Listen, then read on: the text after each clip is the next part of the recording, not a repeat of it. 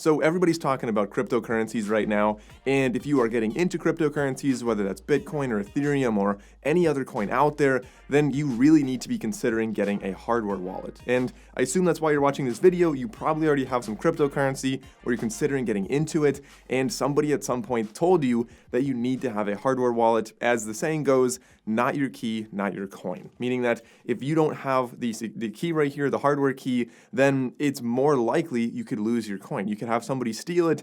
You could have insecurities on maybe Coinbase or wherever you're buying it.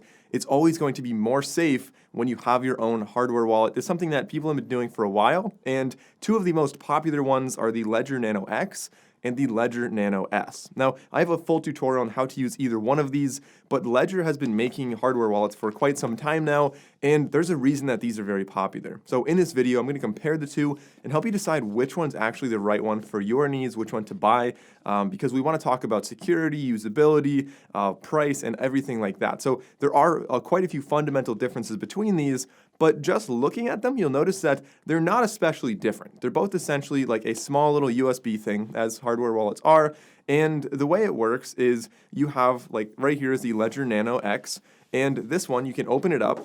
So it has a little keychain, it swings open, and you'll have a USB Type-C on this one, a little bit different on the other one, but then you have two buttons on there and a screen. And so the way something like this works is you have all of your keys on here, and you can back this up, you have a pin on here, and so essentially your Bitcoin is going to be stored on this device. Now, if you want to go and make a transaction, you will need to use either your desktop or your phone, and you'll be able to send your money and choose where that actually gets to go. Now, I'll explain more about how this actually works in a second, but let's take a look at the physical differences between these. The first one you'll notice is that the Ledger Nano X is actually substantially larger than the Ledger Nano S. So if I open this one up right here, I actually have a couple of each of these, so I just got new ones just to show you guys in this video, but you'll see that the Ledger Nano S is really a lot smaller than the Ledger Nano X, but weirdly enough, the Ledger Nano X is the one that you're actually supposed to bring around with you, and then the S is the one that you'd probably leave home. Now, Ledger themselves recommend getting both, so that one of them is your backup.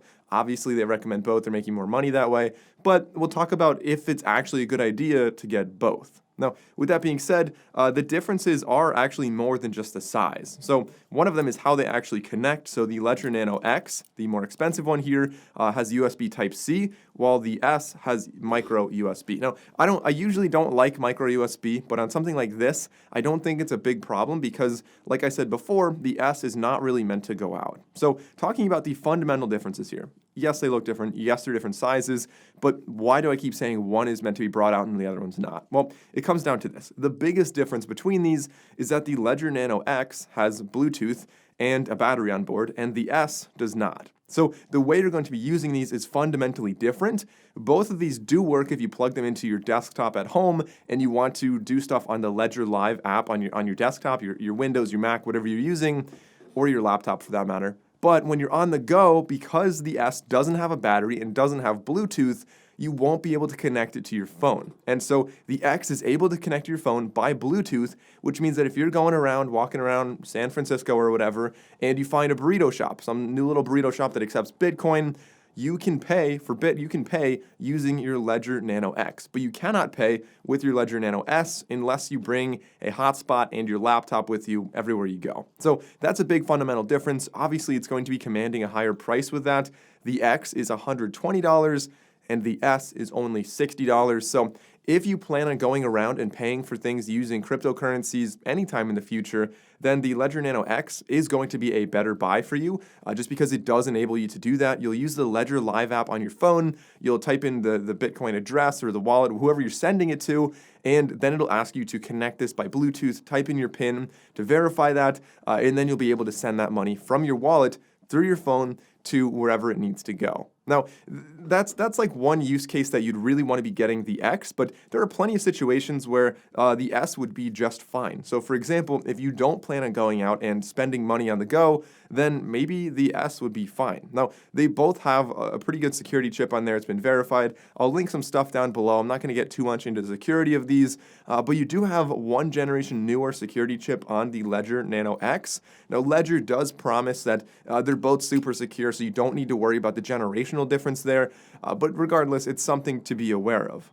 The way you operate these is pretty similar. So like I said, you're going to plug them in USB Type-C or micro USB, but the buttons are a little bit different and the screen is a little bit different as well. So starting off with the S, the cheaper model, the $60 one, you'll see that it is definitely a cheaper design, a really small screen, kind of a bluish background. And without batteries, I'll have to plug it in to show you guys. But you have the buttons on the top, so you kind of just hold it like this, and you can push the left button or the right button. That's how you type your PIN in, and you say OK, and you do anything you need to on this interface using that.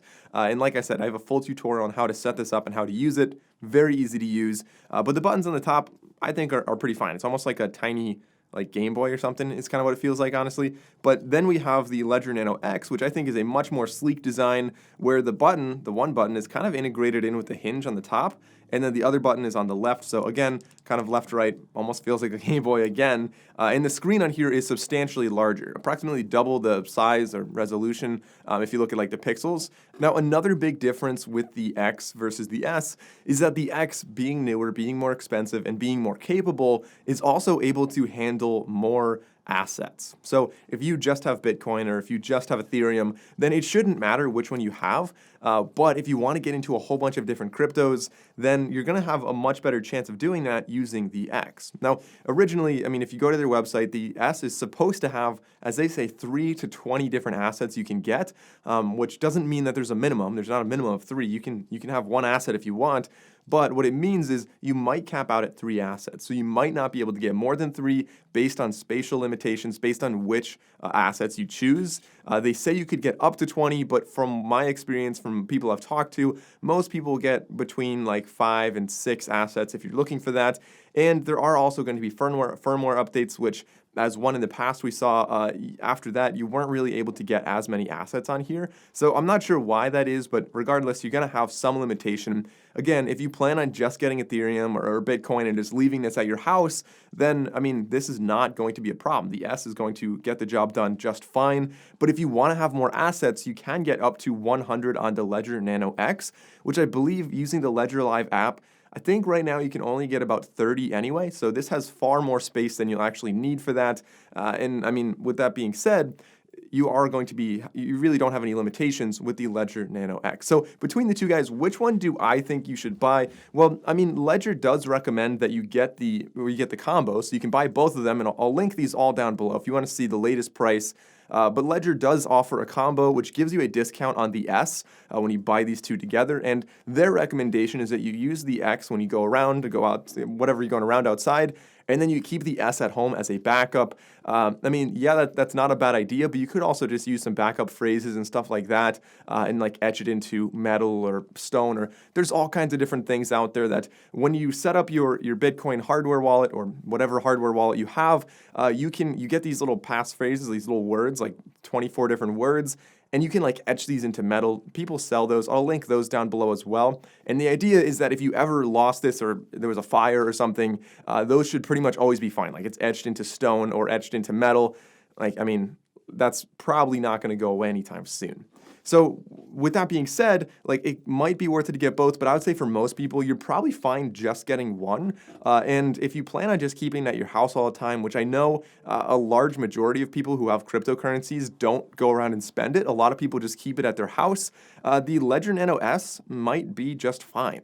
But if you're not tight on cash and you're looking for something that gives you more options, whether that's expanding into more cryptocurrencies or if that's going around and spending, then the Ledger Nano X is definitely a great buy. I mean, I would probably prefer the X for those reasons. And of course, USB Type-C is nice to have. It's a more common cable these days.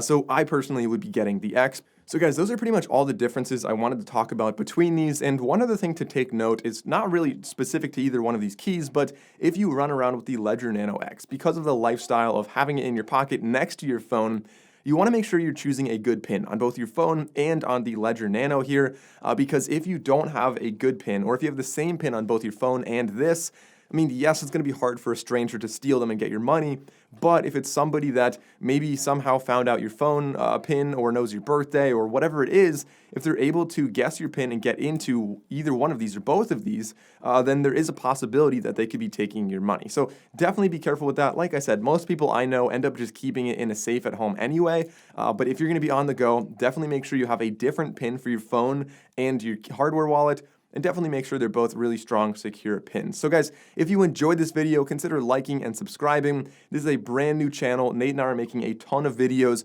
about different types of crypto investing, finance, all kinds of different things, banking apps, lots and lots of different stuff on this channel. So if you guys enjoyed this video, consider going down, liking, subscribing, and as always, this is by no means financial advice. I'm not a financial advisor. I'm just teaching you guys a little bit more about what I know with crypto wallets. Guys, thanks for watching this video. I'll see you next time.